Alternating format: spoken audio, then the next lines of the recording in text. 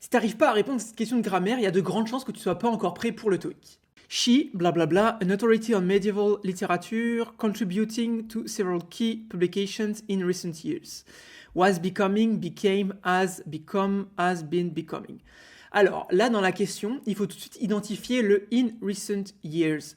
En général, quand il y a in recent years, ça veut dire qu'on a quelque chose de passé qui est encore vrai plus ou moins aujourd'hui. Tu vois, in recent years, c'est dans les dernières années, tu vois, ça veut dire que c'est encore, dans l'idée, c'est encore aujourd'hui. Et cette situation, c'est une situation typique du present perfect, ok?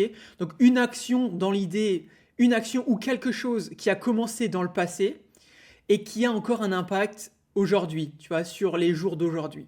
Alors là, on a deux choix. On a has become, ok, ou has been becoming. Donc present perfect pour has become et present perfect continu pour has been becoming. Le present perfect continu, ça va plutôt être utilisé sur des actions. Tu as vraiment une action au sens pur du terme. Par exemple, travailler. Tu vas travailler, faire l'action de travailler, faire l'action d'étudier. Alors que le present perfect, c'est plutôt sur une information, tu vois. Ici, on est plutôt sur une information. She has become an authority on medieval literature. Tu vois, c'est quelque chose, c'est une information, c'est pas une action, tu vois. Elle n'est pas en train de lire, elle n'est pas en train de travailler, d'accord? Donc, selon moi, la bonne réponse est has become, et voyons la bonne réponse, et c'était bien ça. Donc voilà, si jamais tu as besoin de t'entraîner pour le TOEIC, n'hésite pas à aller sur top-students.com, ou tu tapes sur Google Top Students TOEIC, tu trouveras. C'est la plateforme d'entraînement au TOEIC qu'on a faite. Et puis moi, je te dis à demain pour une nouvelle vidéo TOEIC. Allez, ciao!